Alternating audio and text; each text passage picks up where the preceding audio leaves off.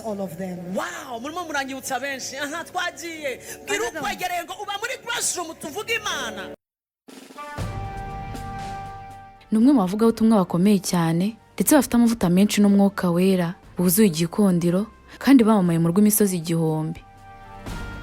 Numwe mu bagore bake b'abashumba bazwi cyane naha ni umushumba w'itorero Jubilee Revival Assembly Church afatanyije n'umugabo we Stanley Kabanda. Akaba yarashinze na Grace Room Ministry anabereye umuyobozi. Nubwo ibya Grace Room Ministry bitaje kugenda neza nkuko bimaze iminsi bicicikana ku mbuga nkoranyambaga, wakwibaza uti byagenze bite? Inkuru dukesha igihe.com irabisobanura neza. Ni inkuru ifite umutwe ugira uti Grace Room Ministries ya Pastor Julliene Kabanda yafunzwe. Yanditswe ku itariki ya 10 z'ukwezi kwa gatanu 2025.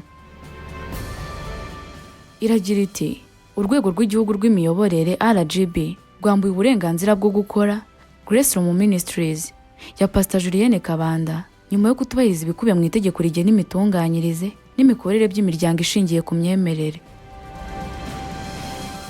Itangazo rya RGB rivuga ko Grace Room yakunze gukora ibikorwa bijyanye no gusenga bihabanye n'ibikorwa n'intego zayo nk'uko bigaragara mu mategeko shingiro yayo. RGB ivuga ko imiryango yose yanditswe isabwa gukora ibikorwa bijyanye n'intego zayo kandi ikagenzura neza ko ibikorwa byayo byose bijyanye n'intego nyamukuru yagaragaje mu gihe cy'iyandikwa. Gukora ibikorwa binyuranyije n'ibyasabiwe uburenganzira bituma hafatwa ibihano byo mu rwego rw'ubutegetsi, harimo no kwamburwa icyangombwa cy'iyandikwa cyangwa se ubuzima gatozi igihe bibaye ngombwa. RGB iti imiryango yose ishingiye ku myemerere ko igomba guha agaciro icyangombwa cy'ubuzima gatozi yahawe no gukurikiza ibiteganywa n'itegeko ndetse n'amabwiriza bigenga iyi miryango. Igikorwa cyo kugenzura ko amategeko n'amabwiriza byubahirizwa kizakomeza mu rwego rwo guteza imbere umuco wo kubazwa inshingano no gukurikiza amategeko mu miryango ishingiye ku myemerere. Grace Room Ministries iyoborwa na Pastor Julliene Kabanda ikorera i Nyarutarama ni rimwe mu matorero afite abantu benshi muri iki gihe ndetse hashize iminsi rikora ibitaramo muri BK Arena bikitabirwa n'abantu benshi cyane. Igihe ikomeza igira iti twagerageje kuvugisha Pastor Kabanda ku murongo wa telefone ariko ntiyabasha kwitaba. Amakuru igihe ifite nuko kugira ngo Grace Room ifungwe byashingiye ku kuba yarakoraga ibikorwa bitandukanye n'ibyo yaherewe uburenganzira. Ubusanzwe mu mategeko y'imiryango itegamiye kuri leta harimo ko ministeri ibikora ibikorwa by'iterambere bidafite aho bihuriye n'iby'insengero. Itegeko risobanura ministeri ya nk'itsinda ry'abantu rishamikiye ku muryango rikora ibikorwa bigamije iterambere. Bitandukanye na Grace Room yakoraga ibikorwa bisanzwe by'amasengesho, ibikorwa bimeze nk'iby'urusengero kandi uburenganzira yahawe atari byo bugena. Yarenze ku by'amategeko avuga. Bimeze bityo mu cyumweru gishize habatijwe abantu barenga 500 ndetse bisanzwe bikorwa. Pastor Julliene Kabanda yakunze kuvuga ko muri 2018 aribwo yagize iyerekwa ryatumye atangiza Grace Room Ministries ifite intego z'uko mu myaka 7 izaba yarafashije abagera kuri 2 miliyoni kwakira Kristo Yesu no gufasha abababaye. Pastor Julliene Kabanda nubwo uyu munsi aramuvuga ubutumwa uyobora abandi ku musaraba, ariko ngo ku myaka 17 yari umukobwa w'incarutsi w'umutwitsi nk'abandi bose wiberaga mu tubyiniro ataha amajoro ndetse ngo ku myaka yari afite yadakizwa ngo byari kuba bibi cyane. Julliene kandi uretse kubwiriza ahubwo ngo no kuririmba n'utuntu twe cyane arabibasha ndetse kenshi yari kubwiriza anyuzamo agatambikamo n'akaririmbo. Kuririmba ngo ni imwe mu mpano cyangwa se talent azi neza ko afite ndetse akunda cyane, kuko burya ngo kera mbere yuko akizwa yari umuririmbyi ukomeye. Yari afite itsinda ry'abakobwa baririmbanaga bari baraciye ibintu mu tubyiniro no mu bitaramo byose byaberaga i Kigali.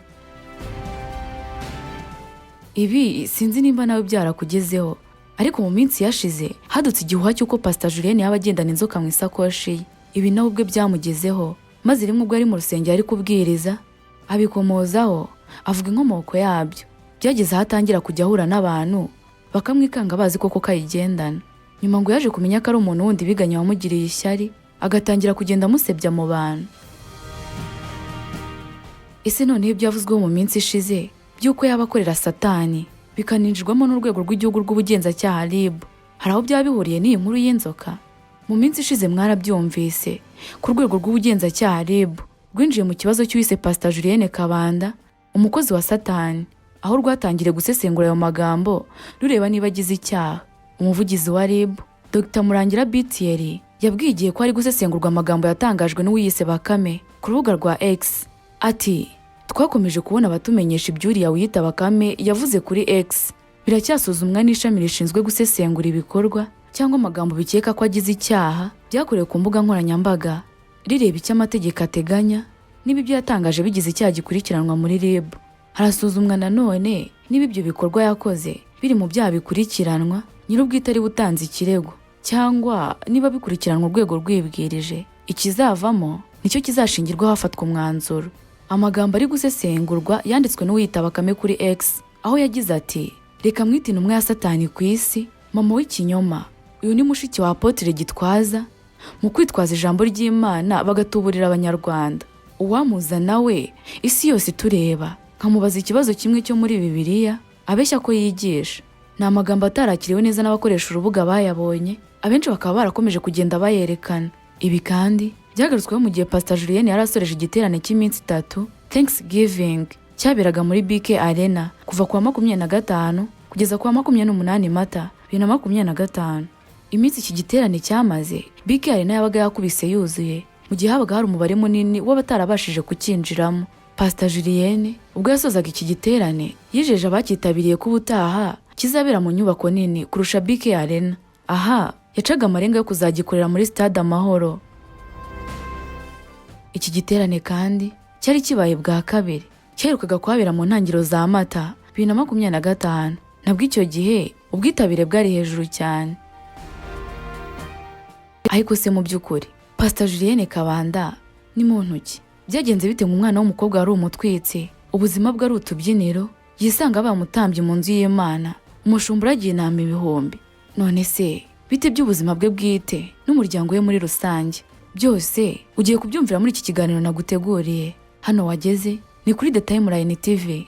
Nkwibutsa gukora subscribe kugira ngo ujye ubana natwe umunsi ku munsi. Nge nitwa Aniki, nguhaye ikaze.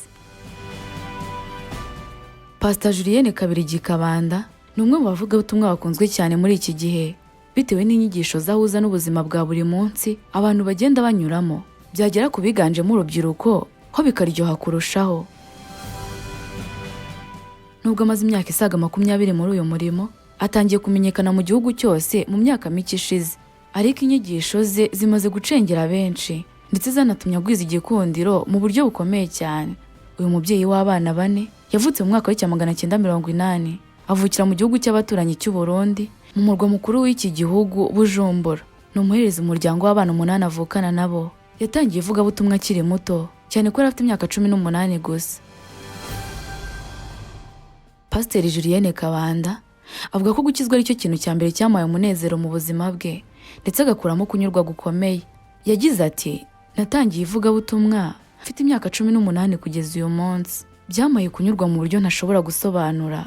Umuntu ahorana inyota yo kwigwizaho ibintu, ariko guhura n'Imana nicyo kintu nabonye gikomeye cyane.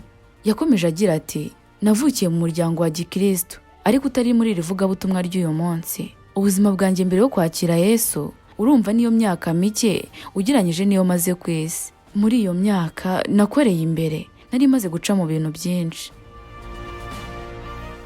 Avuga ko akiri umwana yakundaga umuziki mu buryo bukomeye, akaririmba ari nakajya kubyina mu tubyiniro dutandukanye mu mujyi wa Kigali. Yemeza ko Imana itaza kumufata akiri muri iyo myaka byari kumukomerana cyane. Avuga ko kubera uburyo aririmbaga indirimbo za Brenda Fassie bageze aho baramumwitirira. Ati naciye mu muziki, nakundaga ibintu byinshi by'abakobwa bakiri bato, ariko naje guhura n'Imana hazaho guhinduka mu buryo budasanzwe. Iyo biza kurenga iyo myaka sinzi ukuntu byari kugenda. Umuziki n'Imana yari yaramaye narabikundaga. Muri iyo myaka yanjye y'ubuto nari mfite itsinda twaririmbanaga nkarisha umuryango kubera ko nari nyiri umwana kandi ari ry'abakobwa bashabutse. Yakomeje agira ati twagiye mu bitaramo byinshi, twagiye mu tubyiniro kubyina kandi tukabona amafaranga.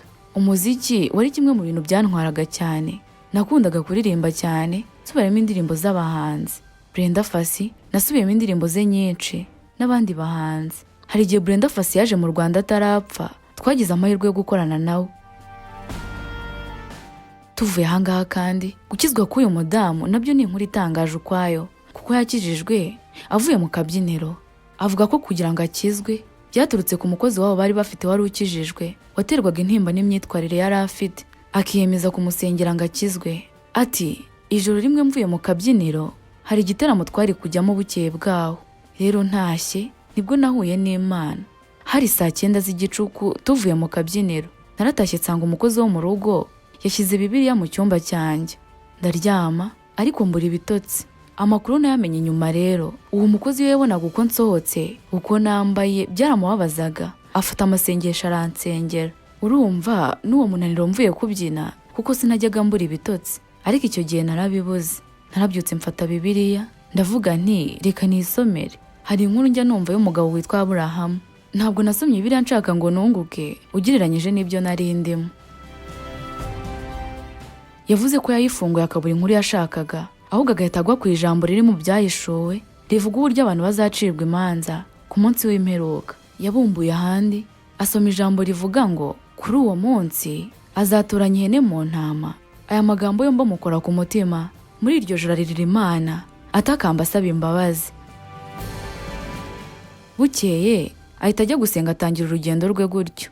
Ati nahereye ubwo njya mu rusengero. Nahise njya mu rusengero rwitwa Rwanda for Jesus.